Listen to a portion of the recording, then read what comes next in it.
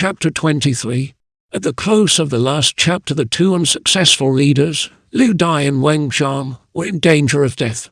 However, Kang Rong remonstrated with Cao Cao, saying, "You knew these two were no match for Liu Bei, and if you put them to death because they fail, you will lose the hearts of your people."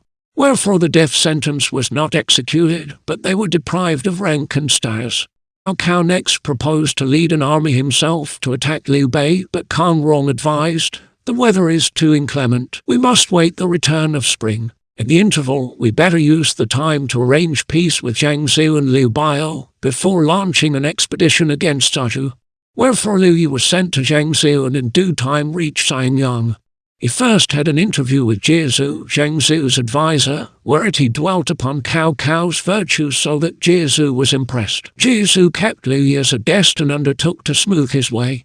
Soon after, Liu Yi saw Zhang Zhu and spoke of the advantages of coming to terms with Cao Cao.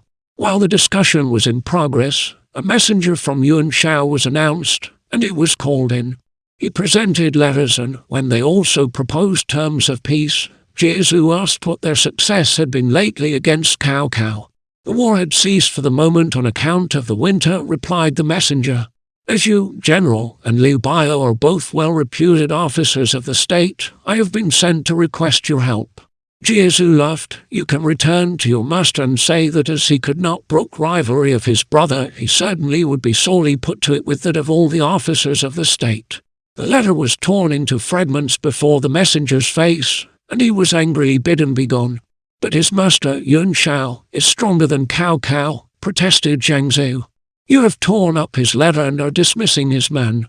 What shall we say about such an insult should Yuan Shao come?" "Better join hands with Cao Cao," said Zhu. "But there is still between us an unavenged enmity. We could not suffer each other." Zhu said, "There are 3 advantages in joining hands with Cao Cao. First, here's a command from the Emperor to restore peace. Second, as Yuan Shao is so strong, our little help to him will be despised, while we shall loom large and be well treated by Cao Cao. Third, Cao Cao is going to be chief of the feudal lords, and he will ignore all private feuds in order to show his magnanimity to all the world. I hope, General, you will see these things clearly and hesitate no longer." Zhang Zhu, now convinced, became more reasonable and recalled Liu Yi, at the interview, extolled the many virtues of his master. "If the Prime Minister had any thought of the old quarrel, he would hardly have sent me to make friendly engagements, would he?" said Liu Yi at the last. So Zhang Zhu and his advisor proceeded to the capital where formal submission was made. At the interview, Zhang Zhu bowed low at the steps, but Cao Cao, hastening forward, took him by the hand and raised him, saying, "Forget that little fault of mine, I pray you, General." Zhang Zhu received the title of General who possesses prowess, and Zhu was appointed councillor. Cao Cao then directed his secretaries to draft letters inviting the support of Liu Biao. Zhu said, "Liu Biao loves to have to do with famous people. If some famous scholar should be sent to him, he would submit forthwith." So Cao Cao inquired of Zhang Zhu who was the best person to go as a messenger, and he recommended Kang Rong. Cao Cao agreed and sent Zhang Zhu to speak with this officer. Zhang Zhu went to Kang Rong, saying, "A scholar of reputation is required to aid as a messenger of state. Can you undertake this task?" Kang Rong replied, "I have a certain friend, Mi Heng, whose talents are 10 times mine. He ought to be constantly at the court of the emperor and not merely be sent as a state messenger. I will recommend him to the emperor." So Kang Rong wrote the following memorial. "In ancient days, when the great waters were abroad, the emperor pondered over their regulation and he sought out people of talent from all directions. In old time, when Emperor Wu of the Han's desired to enlarge his borders, crowds of scholars responded to his call. Intelligent and holy, your majesty ascended the throne. You have fallen upon evil days, but have been diligent, modest, and untiring in your efforts. Now the great mountains have sent forth spirits, and people of genius appear. I, your humble servant, know of a certain simple scholar, Mi Heng by name, of Pinyin, a young man of 24. His moral character is excellent, his talents eminent. As a youth he took a high place in study and penetrated the most secret arcane of learning. What he glanced at he could repeat, what he heard once he never forgot. He is naturally high-principled, and his thoughts are divine. Zhang Henyang's mental calculations and Zhang Enshi's memorial feats compared with Mi Heng's powers are no longer wonderful. Loyal, sincere, correct, and straightforward, his ambition is unsullied. He regards the good with trembling respect. He detests the evil with uncompromising hatred. Ren Zhuo in unflinching candor, Xiu in severe rectitude, never surpassed him. Hundreds of hawks are not worth one osprey. If Mi Heng be given a court appointment, notable results must follow. Ready in debate, rapid in utterance, his overwhelming intelligence wells up in profusion. In the solution of doubts and the unravelling of difficulties he has no peer. In former days of Han, Ji begged to be sent on trial to a vassal state for the control of the Qingnu tribespeople. Zhang Zhu offered to bring back the Prince of Nenyu to do homage to the emperor. The generous conduct of these youths has been much admired. In our day, Lu Kui and Yan Xiang, remarkable for their talents, have been appointed among the secretaries, and Mi Heng is no less capable. Should he be got, then all possibilities may be realized. The dragon may curve it through the celestial streets and soar along the Milky Way. Fame will extend to the poles of the universe and hang in the firmament with rainbow glory. He would be the glory of all the present ministers and enhance the majesty of the palace itself. The music will acquire new beauties, and the palace will contain an excellent treasure. People like Mi Heng are but few.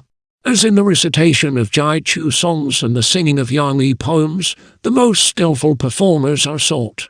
And such fleet horses as Fei Tu Broncos and Yao Nio Mustangs were looked for by the famous judges of horses, Wang Liang and Bola. So I, the humble one, dare not conceal this man.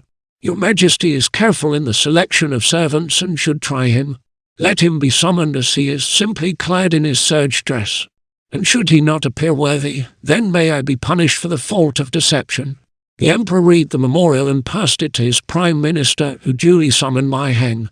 He came, but after his formal salutations were over, he was left standing and not invited to sit down. Looking up to heaven, Mi Heng sighed deeply, saying, "Wide as is the universe, it cannot produce the person. Under my orders are scores of people whom the world call heroes." "What do you mean by saying there is not the person?" said Cao Cao. "I should be glad to hear who they are," said Mi Heng. Sun Yu, Guo Jie, and Cheng Yu are all people of profound skill and long views superior to Zhao He and Chen Ping. Zhang Liao, Zhu Chu, Lai Dian, and Yu Jing are bravest of the brave, better than Sen Peng and Ma Wu. Lu Kain and Man Chang are my secretaries. Yu Jin and Zhu Huang are my van leaders. Zhao Dun is one of the world's marvels. Cao Ren is the most successful leader of the age. Now say you there are not the people. Sir, you are quite mistaken, said Mi Heng with a smile. I know all these things you call people. Sun Yu is qualified to pose at a funeral or ask after a sick man. Sun Yu is fit to be a tomb guardian. Cheng Yu might be sent to shut doors and bolt windows. And Guo Jie is a reciter of poems. Zhang Liao might beat drums and clang gongs. Zhu Chu might lead cattle to pasture. Yu Jing would make a fair reader of elegy. Lai Dian could carry dispatches and notices. Lu Kain would be a fair armorer. Man Chang could be sent to drink wine and eat brewer's grains. Yu Jin might be of use to carry planks and build walls. Zhu Huang might be employed to kill pigs and slay dogs. Zhao Dun should be styled whole-body general, and Cao Ren should be called money-grubbing governor. As for the remainder, they are mere clothes shelves, rice sacks, wine vases, flesh bags. And what special gifts have you? Said Cao Cao angrily. I know everything in heaven above and the earth beneath. I am conversant with the 3 religions and the 9 systems of philosophy. I could make my prince the rival of kings Yao and Shun, and I myself could compare in virtue with Confucius and Mencius. Can I discuss on even terms with common people? Now Zhang Liao was present, and he raised his sword to strike down the impudent visitor who spoke thus to his master, but Cao Cao said, I want another drummer boy to play on occasions of congratulation in the court. I will confer this office upon him. Instead of indignantly declining this, Mi Heng accepted the position and went out. He spoke very impertinently, said Zhang Liao. Why did you not put him to death? He has something of a reputation, empty, but people have heard of him, and so, if I put him to death, they would say I was intolerant.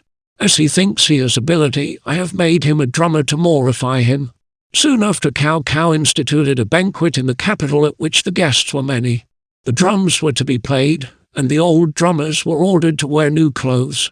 But the new drummer Mi Heng took his place with the other musicians clad in old and worn garments.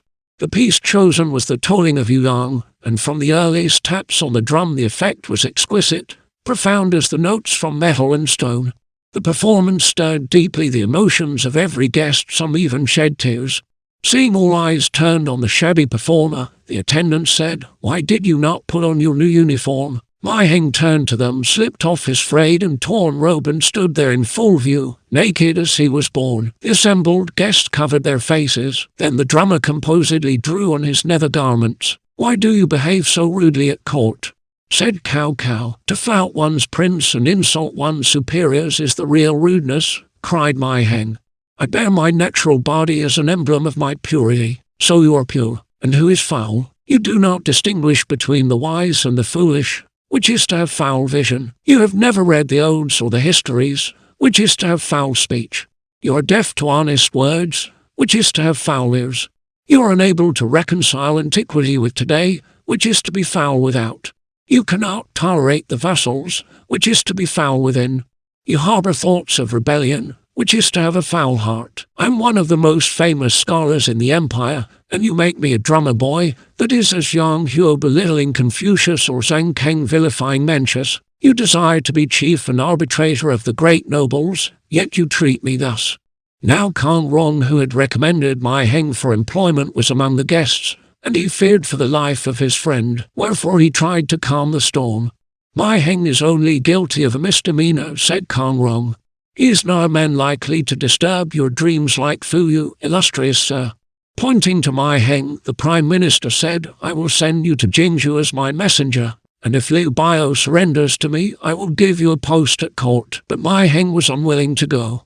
So Cao Cao bade 2 of his men prepare 3 horses, and they set Mi Heng on the middle one and dragged him along the road between them.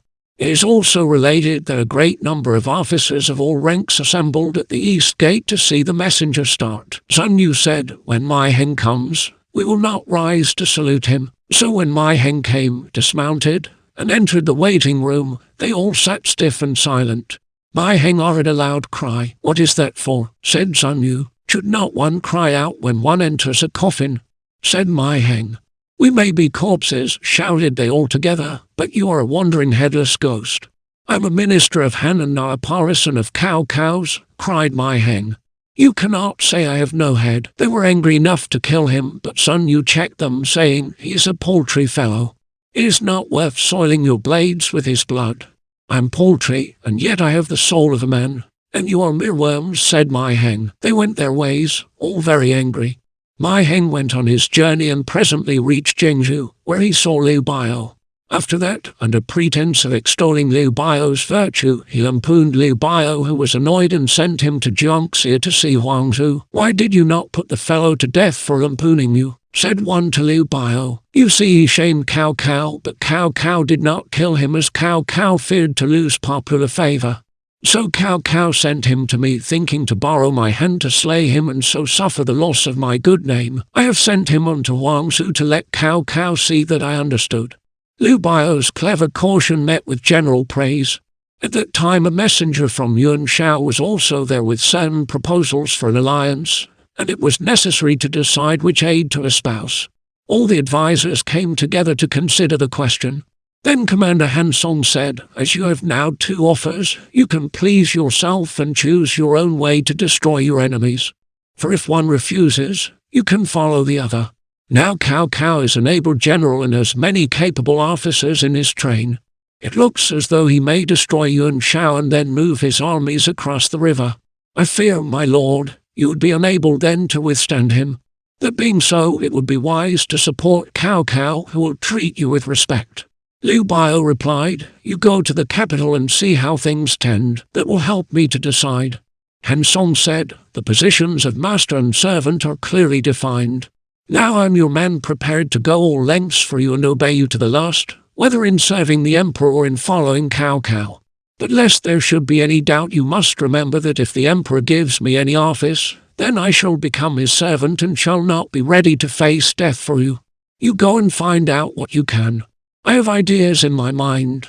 So Han Song took his leave and went to the capital, where he saw Cao Cao. Cao Cao gave him rank and made him governor of Lingling. Advisor Zhang Zhu remonstrated, saying, "This man came to spy out how things were moving. He has done nothing to deserve reward, and yet you give him an office like this.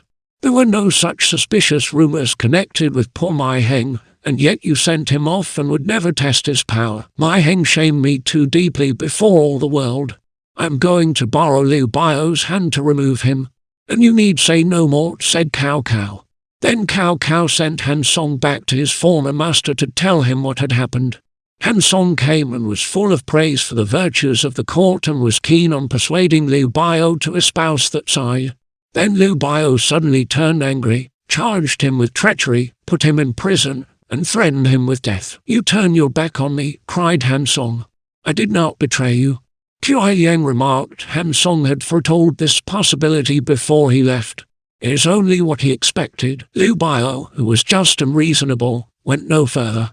Presently came the news that Mi Heng had been put to death by Zhang Zhu on account of a quarrel begun over the wine cups. Both being worse for liquor, they had begun to discuss the worth of people. "You were in Zuchang," said Zhang Zhu. "Who was there of worth?" "The big boy was Kang Rong and the little one Yang Zhu. There was no one else to count." "What am I like?" said Zhang Zhu.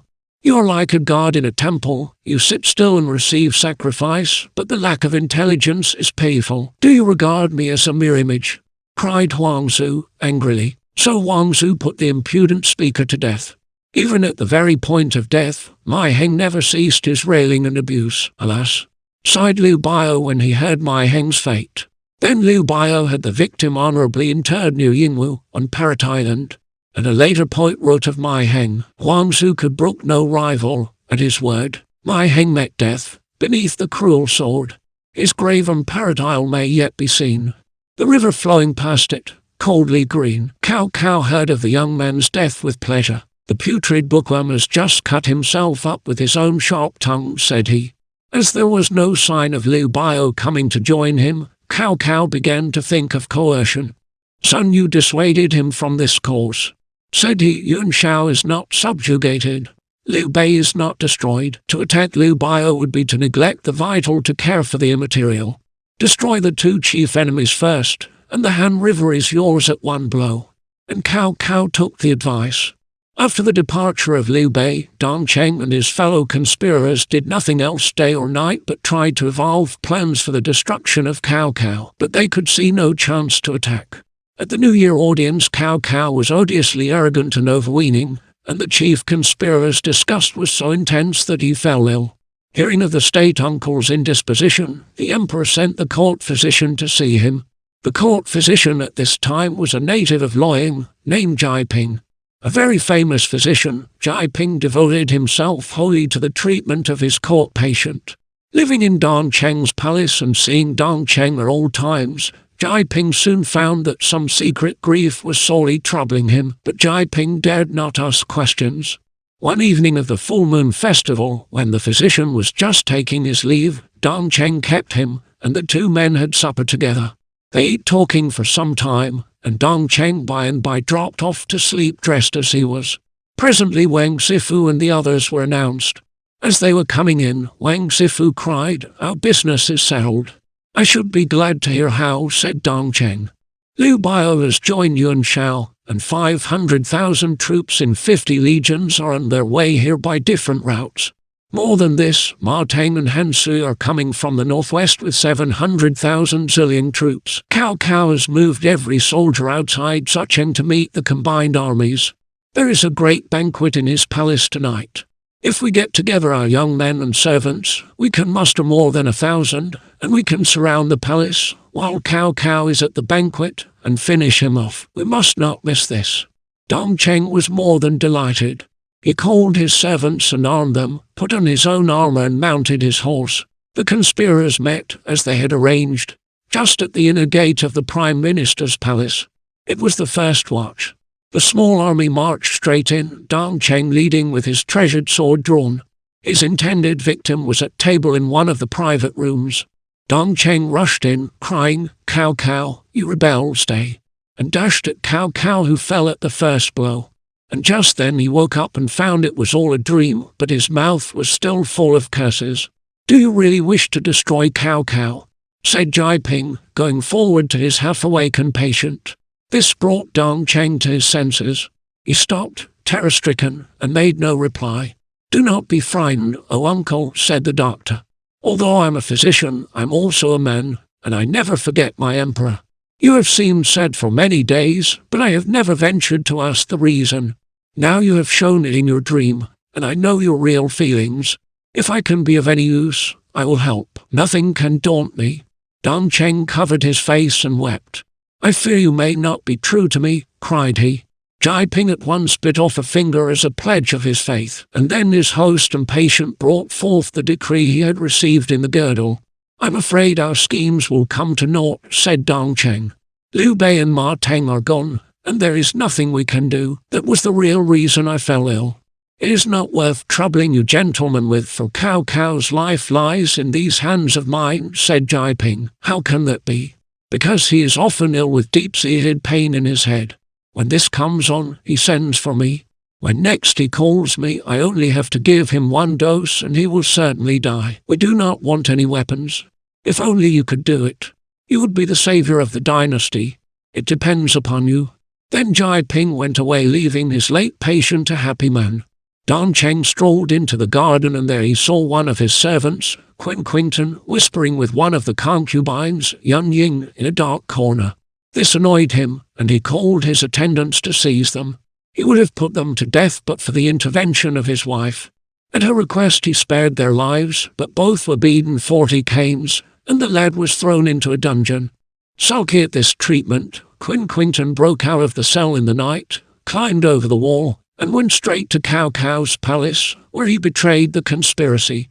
Cao Cao at once had him taken into a secret chamber and questioned him.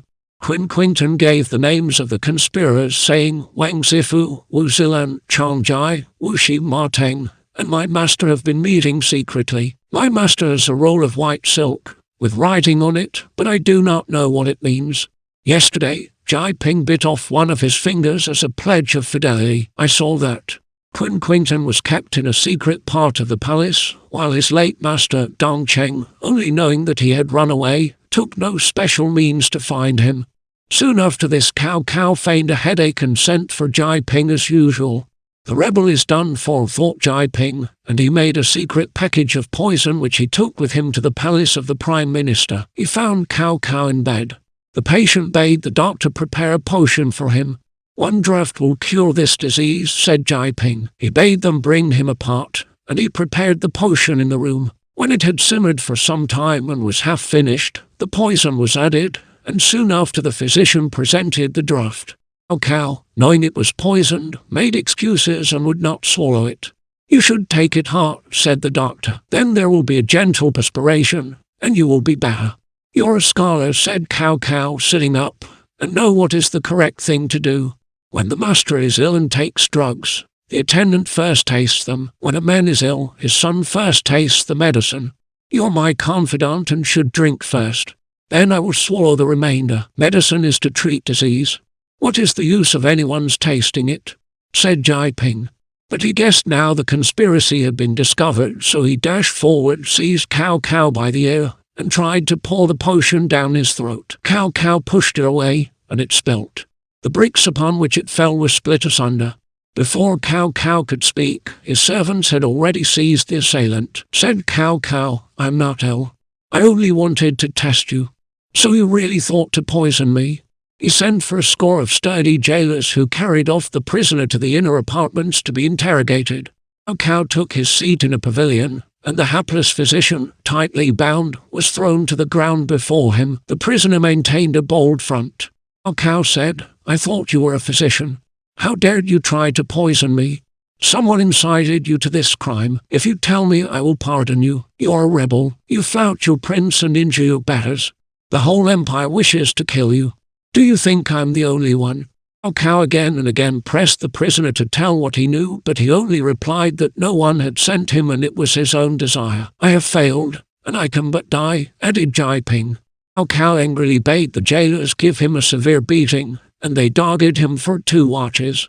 His skin hung in tatters, the flesh was battered, and the blood from his wounds ran down the steps. Then, fearing he might die and his evidence be lost, Cao Cao bade them cease and remove him. They took him off to a quiet place where he might recover somewhat. Having issued orders to prepare a banquet for next day, Cao Cao invited all the callers thereto. Dongcheng was the only one who excused himself, saying he was unwell. The other conspirators dared not stay away as they felt they would be suspected.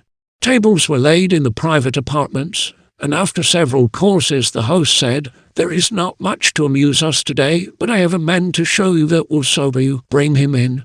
Cao Cao said, turning to the jailers, and the hapless Jai Ping appeared, securely fastened in a wooden car. He was placed where all could see him. "You officials do not know that this man is connected with a gang of evildoers who desire to overturn the government and even injure me. However, heaven has defeated their plans, but I desire that you should hear his evidence." Then Cao Cao ordered the jailers to beat their prisoner. They did so till Jai Ping lay unconscious, when they revived him by spraying water over his face. As soon as he came to, he glared at his oppressor and ground his teeth. "Cao Cao, you rebel. What are you waiting for? Why not kill me?" cried Jai Ping. Cao Cao replied, "The conspirators were only 6 at first. You made the 7th. Is that true?" Here the prisoner broke in with more abuse, while Wang Zifu and the other 3 conspirators exchanged glances, looking as though they were sitting on a rug full of needles. Cao Cao continued his torture of the prisoner, beating him into unconsciousness and reviving him with cold water, the victim disdaining to ask mercy. Finally Cao Cao realized he would incriminate none of his accomplices, and so he told the jailers to remove Jai Ping. At the close of the banquet, when the guests were dispersing, 4 of them, the 4 conspirators, were invited to remain behind to supper. They were terrified so that their souls seemed no longer to inhabit their bodies, but there was no saying nay to the invitation. Presently Cao Cao said, "Still there is something I want to speak about, so I have asked you to stay for a time longer. I do not know what you 4 have been arranging with Dongcheng." "Nothing at all," said Wang Zifu. "And what is written on the white silk?" asked Cao Cao. They all said they knew nothing about it. Then Cao Cao ordered the runaway servant to be brought in. As soon as Quinton came, Wang Zifu said, "Well, what have you seen and where?" Quinton replied, "You 5 very carefully chose retired places to talk in, and you secretly signed a white roll. You cannot deny that." Wang Zifu replied, "This miserable creature was punished for misbehavior with one of Uncle Dongcheng's maids, and now because of that he slanders his master. You must not listen to him. Jai Ping tried to pour poison down my throat. Who told him to do that if it was not Dongcheng?" said Cao Cao. They all said they knew nothing about who it was. "So far," said Cao Cao, "matters are only beginning, and there is a chance of forgiveness. But if the thing grows, it will be difficult not to take notice of it." The whole 4 vigorously denied that any plot existed. However, Cao Cao called up his henchmen, and the 4 men were put into confinement. Next day Cao Cao with a large following went to the state uncle's palace to ask after his health. Dongcheng came out to receive his visitor, who at once said, "Why did you not come last night?" "I'm not quite well yet and have to be very careful about going out," replied Dongcheng. "One might say you were suffering from national sorrow, eh?" said Cao Cao. Dongcheng started. Cao Cao continued, "Have you heard of the Jai Ping affair?" "No." "What is it?" Cao Cao smiled coldly, saying, "How can it be you do not know?" He turned to his attendants and told them to bring in the prisoner, while he went on talking to his host about national illness. Dongcheng was much put about and knew not what to do. Soon the jailers led in the physician to the steps of the hall. At once the bound man began to rail at Cao Cao as rebel and traitor. "This man," said Cao Cao, pointing to Jai Ping, "has implicated Wang Zifu and 3 others, all of whom are now under arrest. There is one more whom I have not caught yet." "Who sent you to poison me?" continued Cao Cao, turning toward the physician. "Quick, tell me." "Heaven sent me to slay a traitor."